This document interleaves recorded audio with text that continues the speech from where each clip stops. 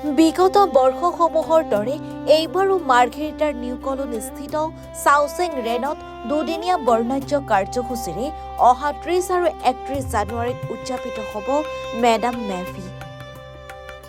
Madam মেফি হ'ল টাই আহোমসকলৰ ফুৰালুং ধৰ্মৰ নিয়ম অনুসৰি পালন কৰা এক সামাজিক পৰম্পৰাগত উৎসৱ।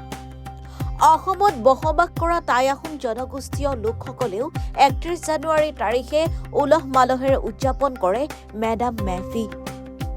মাৰ্ঘেৰিটাত সমজিলাত বসবাস কৰা টাই আহোম জনগোষ্ঠীয় লোকসকলে মাৰ্ঘেৰিটা সমজিলা ভিত্তিত উদযাপিত কৰি আহিছে মেডাম মেফি।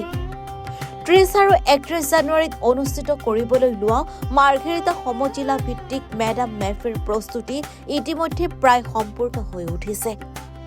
উদ্যোক্তা সমিতিয়ে জানিবলৈ দিয়া অনুসৰি প্ৰথম দিনা বিভিন্ন খেল ধেমালি প্ৰতিযোগিতা অনুষ্ঠিত কৰাৰ লগতে প্ৰতিনিধি সভা অনুষ্ঠিত হ'ব।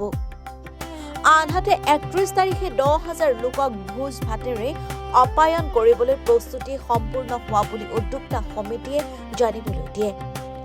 উদ্যোক্তা সমিতিয়ে দুয়োটা দিনৰ কাৰ্যসূচীতে মাৰ্ঘেৰিটা সমূহ ৰাইজৰ সহায় সহযোগিতা আৰু উপস্থিতি কামনা কৰিছে। ইতিমধ্যে ৮০% আমি শেষ কৰিছোঁ আৰু প্ৰায় ১০,০০০ মানুহক আমি খোৱা বোৱাৰ কাৰণে ব্যৱস্থা গ্ৰহণ কৰিছোঁ। আমাৰ এই ৩০ আৰু ৩১ তাৰিখে মাৰ্ঘেৰিটাৰ সমূহ যিসকল আমাৰ জ্ঞাতি বা আমাৰ কাষৰীয়া যিবিলাক গাঁও আছে, সকলো গাঁৱকে ইতিমধ্যে আমি সহযোগিতাৰ কাৰণে আমি চিঠিপত্ৰ প্ৰদান কৰা হৈছে, নিমন্ত্ৰণ জনোৱা হৈছে। আকৌ সকলোৰে সহযোগিতা আমি লাভ কৰিছোঁ। আৰু প্ৰথম ৩০ তাৰিখে আমাৰ প্ৰতিযোগিতা আছে, চিত্ৰাংকন প্ৰতিযোগিতা, আকস্মিক বক্তৃতা, ৰচনা প্ৰতিযোগিতাকে আদি কৰি খেল ধেমালি আছে। আৰু দ্বিতীয় দিনাখন আমাৰ মুকলি সভা আছে। মুকলি সভাত আমাৰ মোটামুটি প্ৰায় আমি ১০গৰাকীক মাৰ্ঘেৰিটাৰ বিশিষ্ট ব্যক্তিক আমি সন্মান জনাম, তেখেতলৈ সম্বৰ্ধনা জনাম।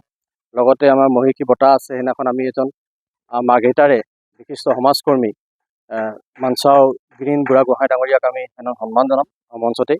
লগতে আমি মাৰ্ঘেৰিটাৰ স্থানীয় বিধায়ক আৰু আমাৰ যি পুঁজি প্ৰদান কৰিছে পবিত্ৰ মাৰ্ঘেৰিটা ৰাজ্যিক মন্ত্ৰী, কেন্দ্ৰীয় মন্ত্ৰী, তেখেতক আমি এই মঞ্চত বিচাৰিছোঁ। তেখেতলোকে আমাক যথেষ্ট সহায় কৰিছে, আৰ্থিকভাৱে সহায় কৰিছে। আমাৰ দুটা পৰিকল্পনা ইতিমধ্যে আমাৰ সমাপন হ'ব।